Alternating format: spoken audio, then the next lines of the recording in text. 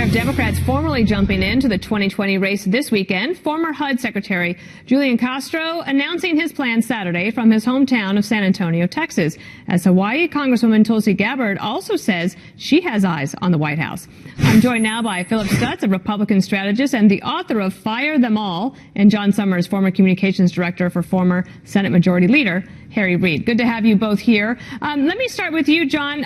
Any excitement around these two announcements, Castro or Tulsi Gabbard, who's under some fire today for previous work she did against the LGBTQ community? Yeah, I'm not particularly excited about her. You know, if she had her way, back in the day when she was doing her work, I'd be in some treatment facility instead of enjoying the family that I've been able to build over the last several years. And so that's a non-starter for me. I think she's going to be a non-starter for a lot of progressives.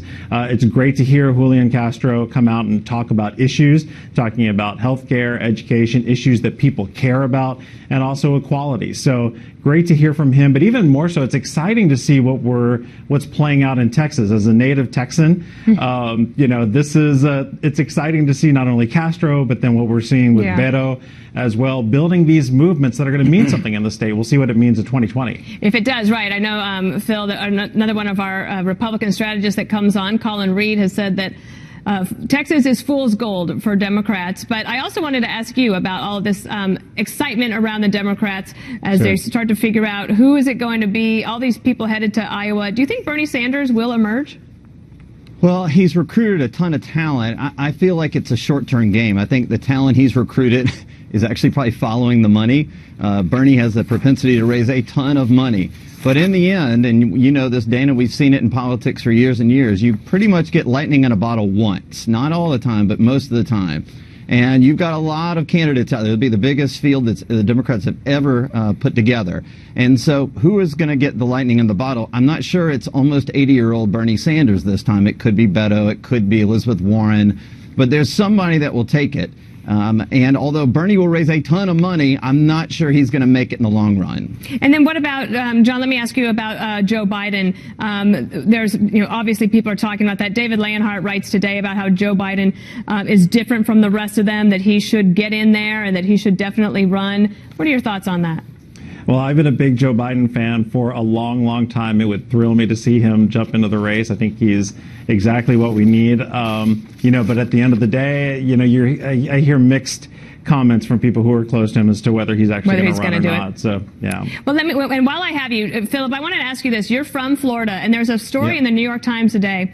Jonathan Martin wrote it, basically saying that the Democrats are worried that Florida is possibly not the swing state that it was. It is actually becoming more of a red state. And if Florida is able to do that and take that off the map for Democrats, I mean, that means the path to getting to the Electoral College is harder for a Democrat in 2020. Why do you think Florida is turning this sort of reddish, more reddish color? Yeah, the obvious reason is no income tax, and you have candidates out there like Andrew Gillum that was talking about bringing a state income tax into the taxpayers. So they were very much against that. But the one issue I think that has been studied by the Wall Street Journal and a couple others is the school choice issue. This particular election cycle, Republicans really came out for DeSantis and on the school choice issue and targeted African Americans and minority voters. And what we found was that minority voters voted 2/3 more for DeSantis than they did for Donald Trump in 2016, and they doubled the turnout for DeSantis than they did for Rick Scott in the same election. And so I think if Republicans continue to try to build that momentum, especially in the minority communities, that could make the state a pretty big lock for Republicans. John, I'll give you the last word on Florida.